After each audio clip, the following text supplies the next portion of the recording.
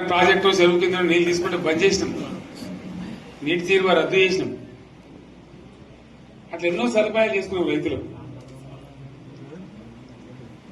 బాగా జరుగుతుండే.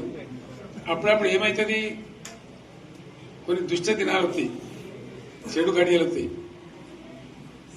మనోళ్ళు కూడా అలవోకగా ఓట్లేసారు. మీరు గొప్పలో మీరు మాణిగ్రామం గెలిపించారు. కొన్ని నియోజకవర్గాలలో అత్యాశకు పోయి నేను చెప్పిన కూడా అప్పుడు మంది మాటలు పట్టుకొని మారమానం పోతే మళ్ళీ వరకు ఇల్లు కాలిపోతారు. వీళ్ళని నమ్మితే అమాంతం మింగుతారు, మోసపోతాం. రైతు బంధుకు రామరామ అంటారు, దళిత బంధుకు జై భీమ్ అంటారు. వీళ్ళు ముంచుతారా నాయన అని చెప్పిన ఆయన వాడు తులం బంగారం ఇస్తా, నీకు ఏంటి, నీకు బంగారం వడ్డానం పెడతాను కానీ ఆయన నమ్మి ఏమో మీ సంగతి ఎంతో చూద్దామని ఆయన వేశారు. వేసింది ఇరుకపోయారు, బావిలో పడ్డారు, అయిపోయి ఉన్నాయి అన్ని వీకే. మళ్ళీ మొదటికి వచ్చానా కైలాస వాడలో పెద్ద పంపించినట్టు అయింది. మళ్ళీ అంతే కదా, ఆలోచన లేకుండా ఎటు పడితే అటు ఎవడో ఏదో చెప్తే నమ్మి ఓట్లేస్తే ఏమైంది అనేది ఒక మంచి గుణపాఠం ఇది తెలంగాణ. గ్యారంటీగా మంచిగా సంసారం జరుగుతుంది. జర తువ్వకొచ్చినాం, రైతులు ఇంత ముఖం తెలివైతుండ్రి, ఇంత బాకీలు కట్టుకుంటుండ్రి. ఎంతో మంది పాపం సిటీలు వేసుకుందరు, ఏదో వేసుకుందరు.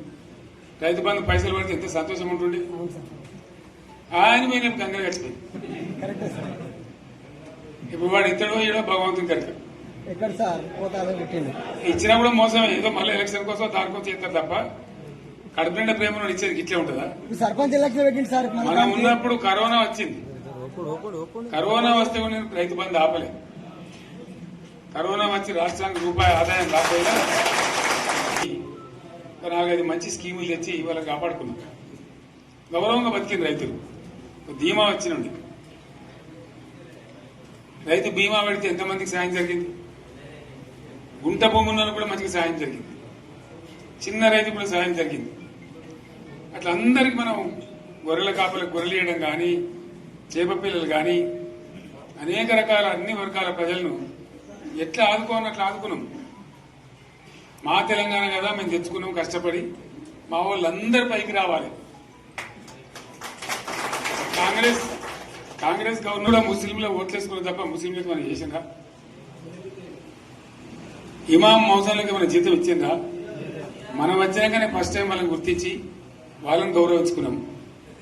ముస్లిం మైనార్టీ పిల్లలకు, మన గిరిజన పిల్లలకు, మన ఎస్సీ పిల్లలకు, మన బీసీ పిల్లలకు ఎంత మంచి రెసిడెన్షియల్ స్కూల్ పెట్టుకున్నాం. అందరినీ కూడా ముందు తీసుకుపోవాలి. ఇవాళ మన కళ్ళ ముందని నాకు బాధ కలిగేది ఏంటంటే, చిన్న వర్గాల ప్రజలు కాన్వెంట్ స్కూళ్ళలో చదివించలేరు. వాళ్ళ పిల్లలు కూడా బాగా చదవాలని చెప్పి ఎస్సీలకు, బీసీ, మన మైనార్టీ సోదరులకు గురుకుల పాఠశాలలు పెట్టారు. అద్భుతమైన చదువు చదువుకునే వాళ్ళు. ఇవాళ మొత్తం రోజు బడి పిల్లలు విషాహారము, కడుపు నొచ్చుడు, బాధపడు, పురుగులు అన్నం పెట్టుడు. పిల్లలు వెళ్ళిపోతున్నారు, ఆ స్కూళ్ళ నుంచి ఇళ్ళకి వెళ్ళిపోతున్నారు. తల్లిదండ్రులు కూడా భయపడి తీసుకుపోతున్నారు. ఏం ఘోరం ఇది, నాకు అర్థం కాదు. మళ్ళీ ఇది చేసిన కూడా ఇప్పుడు మళ్ళీ అదే కాంగ్రెస్ పార్టీ. అంతేనా? మళ్ళా పాత కాంగ్రెస్ మోపైంది, మళ్ళా కరెంటు కోతలు మోపైనాయి. వెనకాలం ఇంకేం గతి అవుతుందో మార్చి ఏప్రిల్ ఏమవుతుందో. ఇంకా కరెంటు కోతలు మోపైనాయి, మంచినీళ్ళు సరికొత్తలు, అడిగే నాతులు లేడు.